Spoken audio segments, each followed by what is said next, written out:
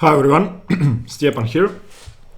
In this video I'm going to show you a game I enjoyed very much and it was a very complex game, and it proves that the game isn't over until it's over. You need to fight until the end, not assuming anything, and you need to look for your chances regardless of your position. If you're drawing, you need to try to win. If you're lost, you need to try to turn things around, and so on.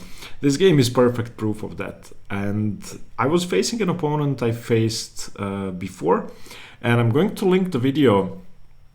You can click on that if you want to see the video. This is the opponent that taught for 45 minutes on my pawn sacrifice. I'm going to show you the position in which that happened. In this game, we reached the same position, but he declined to go into that. So c4, c6, g3, d5, bishop g2, knight f6, knight f3, bishop f5. And I prepared this almost 2 years ago, and I never got people to take the pawn. So the idea is cd, and queen b3, and you go knight c6, giving up the b pawn. Now, if you want to see what happens if they take the b pawn, you can watch the video. The link should be up there. So last year in the league, in this position, my opponent taught for 45 minutes and ended up not taking the pawn. He played d3. And the first time I was preparing this, it was for another opponent actually, and in this position he didn't play queen b3, so I got to play knight c6. In any case, when I played bishop f5 this time, he castled pretty quickly. So I think he remembered what happened last time. I won the game. He'd never really got into time trouble despite spending so much time on move 7. Okay, I played e6. This is all very standard stuff. And in this position, I was actually expecting him to go for a standard English or sort of reversed Sicilian with cd5, ed5. Sorry, cd5, ed5. And then d3, bishop e7, and this is a fairly normal position. He's playing a sort of Sicilian dragon in reverse, where his plans should be a3, b4, bishop b2, and so on. But he surprised me going into a Catalan with d4, and obviously I've avoided all the main problems black has in the Catalan. Usually in this position, my bishop is still on c8. Usually in the Catalan move order you don't have time to play bishop f5, or you get punished for it. So now I have a position I know I'm comfortable playing. This is basically a London system in reverse. I played knight bd7, queen b3, queen b6, and unfortunately for my opponent, the same plan you would usually go for when the knight is still on b8, of playing c5 and then b4, b5 if the queen is taken, doesn't work here because you're a tempo down. So I just took the queen, a b3, and bishop to e7. And of course now if he tries b4, then I can simply castle and I don't have to play a6, because if he plays b5 I just take it. The pawn isn't defended. So the same thing doesn't work. Against bishop e7 he simply played knight c3. I castled, he played b4. Now that the b5 square has been defended, I just played a6, and I actually know this exact position. Black should be slightly better here. The engine says something like minus 0.1. But the point is that my opponent has doubled pawns, so he has a structural weakness I can target later on. And I have the e4 square. It's not easy for my opponent to play e4 once d4 has been played. Okay, bishop f4 makes sense. And here I taught for a long time, and actually played a good move, but for bad reasons. I played knight e4. My idea was, well, I wanted to double my opponent's pawns, and I also wanted to go for f6, e5, if I can. And he played the move I'd expected, knight e5, of course, threatening to take twice on e4. And here I made a mistake. What I did was I took on c3 and actually got away with it because my opponent made a mistake later. But what I should have done for a big advantage is actually knight takes e5. And if he takes with the d pawn, we get the same position we actually got in the game, which is good for me. So knight takes, pawn takes, this is fine. But if he takes with the bishop, which seems way more natural, which he probably would have done, which is the reason I didn't go for knight takes e5,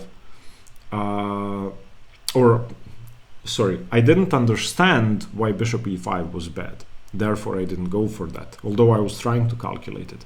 The idea is kind of strange. Knight d2, tempo on the rook. And now, if he plays rook d1, which is the visually most appealing move, then knight b3 is actually winning for black. Which is weird, because after rook a3, I have bishop c2. I mean, seeing this, for me at least, isn't possible. The idea is, of course, I'm going to play f6 and put pressure on the d pawn. My pieces cannot be attacked, even though they are deep in my opponent's territory. I have both f6, e5 and a5, and I'm trying to break open the position. So this would have been winning. Instead of that, I took on c3, and after this, the game is again equal. bc3. Now I took on e5, and of course my opponent should take with the bishop and have an equal position, but he took with the pawn, which surprised me, and now I got away with it. I'm slightly better, and obviously the reason is my opponent has two doubled pawns. And in this position, I had a chance, well, actually similar to the previous game I showed you. It's a very, very similar pattern, and I missed it again. So, shame on me for not analyzing my previous game over the board before playing the next one. I think I would have seen this because the pattern is the same. In my previous video, I had the chance to go h4, undermining my opponent's position on the king side.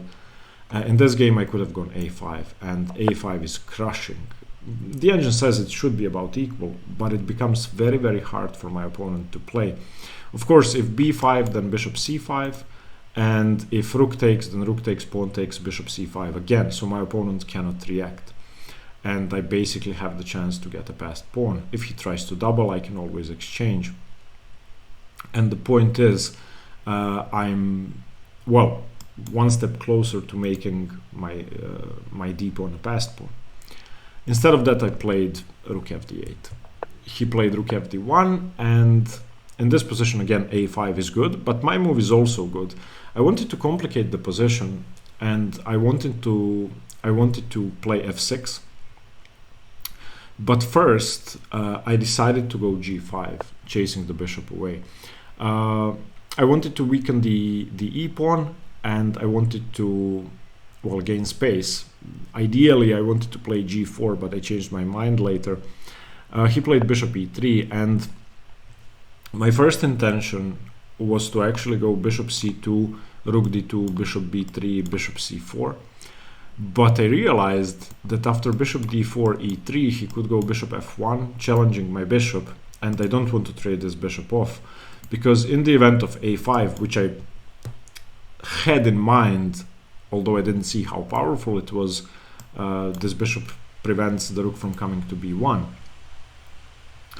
So in the end, I didn't play bishop c2, which was my original idea. I didn't want to misplace my bishop on c4 if it can be traded off. So I played rook d7, and my idea is, well, I would like to play f6, bishop f6 after takes, and d4. I need to break open this diagonal towards my opponent's queen side. So he played rook d2, which is good, rook ad8, rook ad1, f6, all going according to plan, bishop d4 as expected, king f7, f3, and I just played bishop g6. I don't want e4 to come with tempo. My rooks aren't defended, so this is a tactical liability I always need to watch out for. If e4 comes and the bishop isn't on d4, I cannot take. So bear that in mind. So he played ef6, bishop f6, king f6. Now e4. And of course, if I take, I lose a rook. So I cannot do that, so I played king d7. Just defending my rook, no other idea behind it. He played king f2, and here I actually made my first mistake. I wanted to go g4 badly, because I wanted to improve my bishop, I wanted to make his bishop worse. h4 is a big mistake because it loses time. His king can just improve, go to e3, and Instead, what I should have done is isolated his pawn with d4. So rook d7, rook d7, rook d7, king d7, fe4. And now the key move here is e5. And there's a fixed weakness on e4, and there's a way for my bishop to enter the position. Of course, he does have bishop h3 and bishop c8. So I'm going to have to watch out for that. But once I play h5 and g4, or maybe not h5 and g4 unless his king is threatening to enter the position, then this target is easier to round up than my pawn on b7. Of course, this is equal, but it's an equal position, so I cannot really expect winning chances yet. Instead, I played h5, and now white is better. King e3, improving his king, bishop f7. At this point, I didn't really know what to do, to be honest. I saw that the bishop is coming to h3, his bishop, and I didn't see a way to improve my position. Now I'm not even isolating the e pawn, and I was struggling to find a plan. So I played bishop f7. My idea was to eventually try to get my bishop to e6. I wanted to take on e4, play e5 and bishop e6 to prevent his bishop from being active on the h3 ca diagonal. But after bishop h3, I don't know what to do, so I just played bishop g6. Again, slightly better for white. Black has no plan, and white has no plan unless they can take on d5 or play c4, which is another reason why I played bishop f7. My opponent took on d5, which is fine. Rook takes d5, rook takes d5, and here, as you can imagine, I had a long think. You can pause this video and try to assess the position after c takes, e takes, or rook takes. Obviously, rook takes is losing straight away because I'm going to have to take back with the c pawn. So if I take with the rook, then rook takes, and I have to take back with the c pawn, because if I take back with the e pawn, then bishop c8 wins straight away. And once I take with the c pawn, then his king has a way into the position, unless I play something like king f6. But once I play king f6, he can go c4, and after e5 here and here, I could be better, although I think he is stopping my pawns. But he doesn't have to play c4 straight away. He can prepare it. He can do something like f4 first. And once he plays f4, then c4 is a huge threat. So that leaves me with ed and cd. I ended up going for cd5 because on ed5 he can go c4 straight away, and I don't really know what to do except for bishop f7. But once I play bishop f7, he takes on d5, bishop d5, and black is the only one who can lose this position because of the weakness on b7. White has no weaknesses at all, so my rook is sort of tied down to my back rank. Not that losing the b pawn means that the game is immediately over, but it's a huge downside to have a pawn on a light square or the entire pawn chain blockaded by two dark squared pawns. So I definitely didn't want to go for this. So I took cd, giving up the d4 and the e5 squares, but at least I keep blocking the bishop. Okay, so king d4, king f6, rook e1, bishop f5. I have to fight against the bishop. Bishop takes, rook e5, king f6, everything standard. h4, this I have to take. The rook is coming to g5. I have no way of preventing that. He cannot go rook h5 now because of hg3, so he took first. And here I blundered into a losing position. You can pause the video here. This is, for me at least, an extremely instructive position, which, well, it took the game from all zeros to like +3 for white in one move. So you can pause the video here. Okay, I played the losing move rook h8. I couldn't see a way to, well, I couldn't see another move. I thought I had to defend my pawn. And after rook g5, of course, my opponent has a very simple plan, c4 and b5. Instead of that, I was equal after a5. And again, this move should have been played 20 moves ago. So let's look at the critical variation. Rook h5, a4, threatening the queen. The king isn't in time unless he plays c4. So rook h6 check, for example. There are several possible variations, but let's say he tries to check my king away and then finally goes rook e5. Rook h8, picking up the h pawn. He has to go back. Eventually, after a3, rook e1, rook h5, and this position is a dead draw, because now there is no h pawn to worry about. My king isn't stretched on both sides of the board, and I'm in time to defend.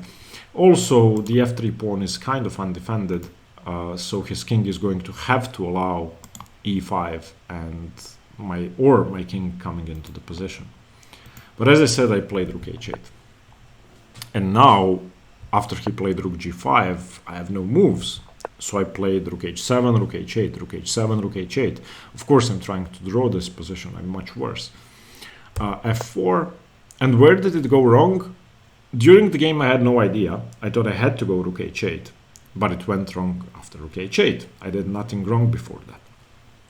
It's just tough to find a5 if your h pawn is hanging, at least for me. So I'm waiting. c4, I have to trade pawns. If you trade pawns in a worst endgame, your chances of drawing increase.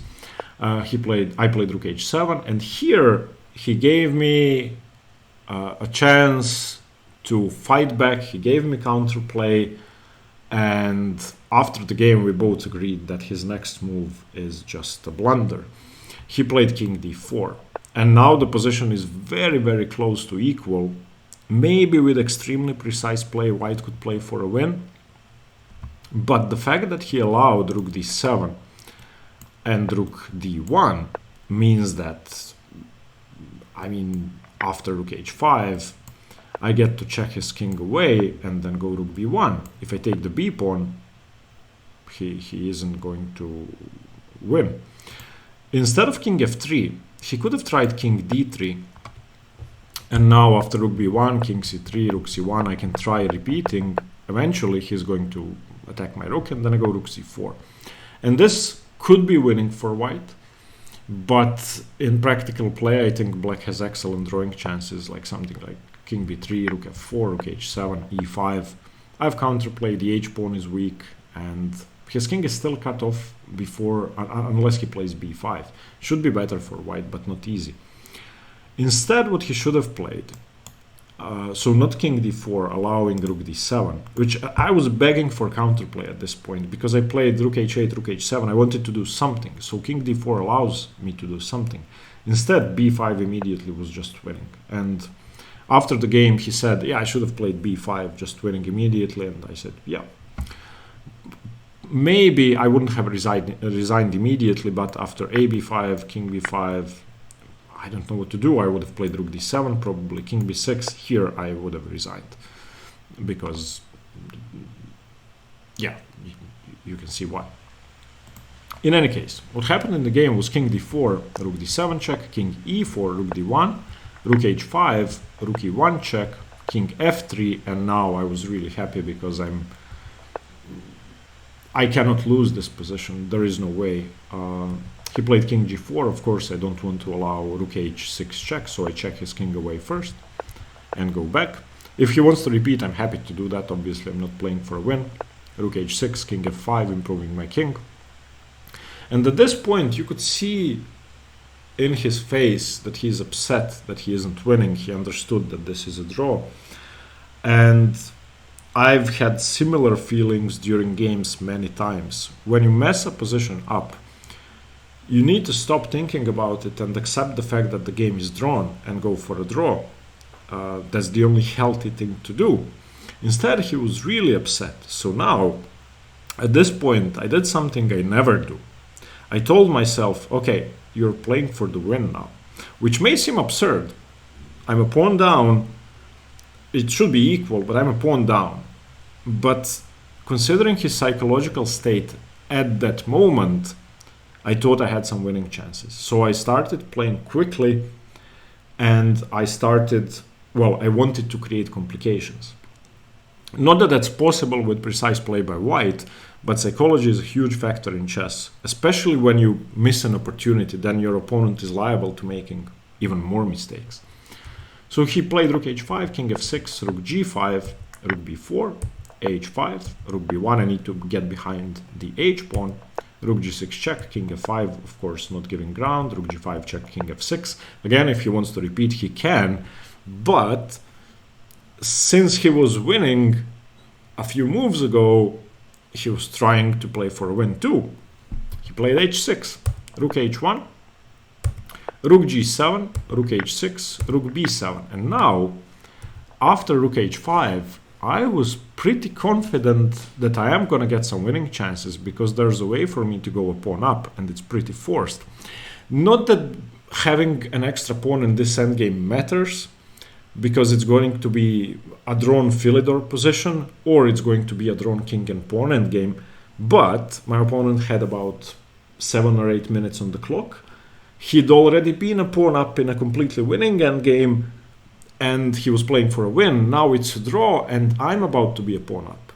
And I had maybe half an hour on the clock, so I had time to think. He played c6, rook c5, c7, king f5. And what I want to do now is rook c3, take the pawn with my king and try to queen my e-pawn. And there isn't much he can do to prevent that. He needs to go rook a7, and now rook c3 check, king f2, king f4. I'm a pawn up. It's a dead draw, of course, but it's a dead draw against a calm opponent who understands that it's a draw and still has enough concentration to play precise moves. The Philidor position, of course, is a dead draw, but you still have to know how to do that. He played rook a6. I played rook c2 check, chasing his king away to the back rank, so giving me more chances in a king and pawn endgame. King f1 and now king e5. The key idea, I want to round up the c-pawn while his king is cut off. Rook a7, king d6, king e1, rook c7. Okay. So I'm a pawn up. Whether he trades rooks or not doesn't really matter. Both endgames are drawn, and both endgames are easily drawn. In fact, if I were white, I would keep the rooks on the board because there is no way I can mess up. A king and pawn endgame you can mess up. You can mess up the opposition if you're not concentrated. So I would have played rook a2, and this is just a dead draw. He keeps checking me. I need to go behind the pawn to march it forward. Let's say he waits. I push. I don't know what to do. His king goes forward. I move on up to e6. And eventually we're going to agree to a draw because there's nothing I can do. Best case for me is a Philidor position, which he's going to know how to draw. But I have to prepare entering the Philidor. Instead, he played rook c7. I took on c7, he played king e2, I played king d6, and in this position, my opponent rated over 2000, messed up the opposition and lost the game. And I couldn't believe it. There were 10 people watching. This was the last game played in the match. The Croatian League is played on 6 boards. It was 2.5, 2.5. And this was the last game being played. My opponent played king e3, giving me the opposition, and I played king e5, and he started shaking his head. Of course, there is nothing he can do now. King d3, king f4, king e2, king e4, king e1, king e3. He played king d1, I played e5, and he resigned. Obviously, there are no moves. If he moves the king away towards the queen side, I go king e2. If he plays king e1, then I simply go e4, and wherever he goes, I go the other way and queen my pawn. However, had he played a normal move here, like king d2, which is the drawing move, I have nothing. I can go king d5, and he just waits. King d3, king e5, king e3. I don't have to show you this, you know the opposition. Yeah, I just couldn't believe it. So I should have lost the game. A more experienced opponent would have beaten me easily. In this position, b5 was simply winning. He went king d4, giving me some chances. And then when we got this position, which is equal, and he started getting upset, well, I was pretending that I'm the one playing for the win, even though it's a dead draw, and it worked. He blundered. Yeah, I mean, I was sorry for him. I apologized to him after the game. The game, of course, should have been a draw. I messed up in the middle game, gave him a completely winning endgame he could transpose into, which he did. He played everything correctly, and then he gave me counterplay. And then when it was a draw, instead of repeating and accepting the fact it's a draw, he was upset, which cost him the game. Don't do that. I did that before several times. When I messed up winning positions into a draw, I would lose games, and that hurts. Accept the current situation on the board regardless of the previous evaluation. Thank you for watching. I hope you got something from the game. Stay tuned for more chess. Bye bye.